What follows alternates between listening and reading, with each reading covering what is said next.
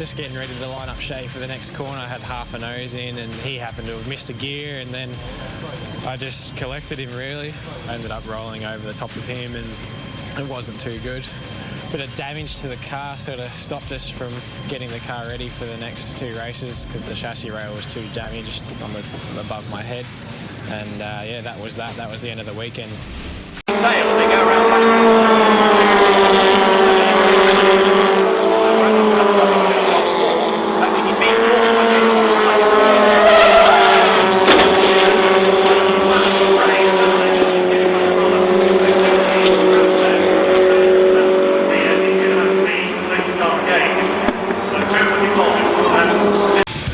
Zieht rechts vorbei. Aber was ist das? Oh nein, Justin Carter. Oh! Nicht ohne Grund werden Autorennen zu den gefährlichsten Sportarten der Welt gezählt. Eine falsche Bewegung und schon steckt man in Schwierigkeiten. Dieser Fahrer verliert die Kontrolle und muss die Folgen tragen. Mit 160 Sachen schießt er über die Absperrung. Aber er hat Glück.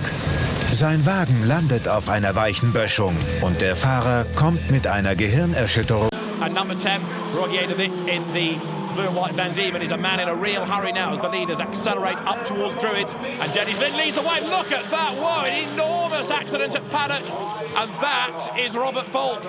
Robert Volk off the road. And involved with him is Tom McGregor's Van Diemen. And that is an enormous accident. The marshals very quickly on the scene. Not surprisingly, the safety car has been deployed. And Robert Volk, the South African, has had a monster accident. Here it is. There was contact between him and Thomas McGregor. And Volk cartwheels into the tyres, and that just acts as a spring and bounces him off. And he keeps on bouncing, keeps on rolling.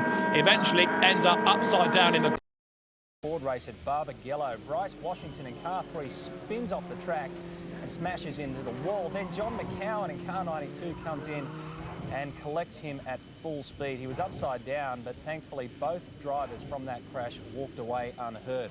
An amazing crash in the West, and I guess also an amazing statement of safety at the circuit and those cars as well. Both of those drivers, okay, we're out of time. I'll see you next time. Good night. Second, because we want to show you this. Simon Hodge, earlier in the day, Formula Ford race. Oh! Wow. Well, it's not often you get that high in the air, Noons, in a Formula Ford and toe with one another, and they've all come around reasonably close on that first lap. Oh, some of them have got a bit too close, though. That's Simon Hodge. And it looks like the rear end of that car has been snapped off, and he's not the only one involved. Sam Power's involved in that one as well. That's at pit lane entry. That's at turn 7. I'm not sure how they've managed to do that, but the leaders at the hairpin, Jacobson, Hart, Shay Davies, right with them. Replay here will maybe tell us the story. Bit hard to tell who did what to who. Well, they've ended up a fair way out there. Bang, right front's missing on Hodge's car, and then it's in the tyre wall, and both of those guys are done for race 2.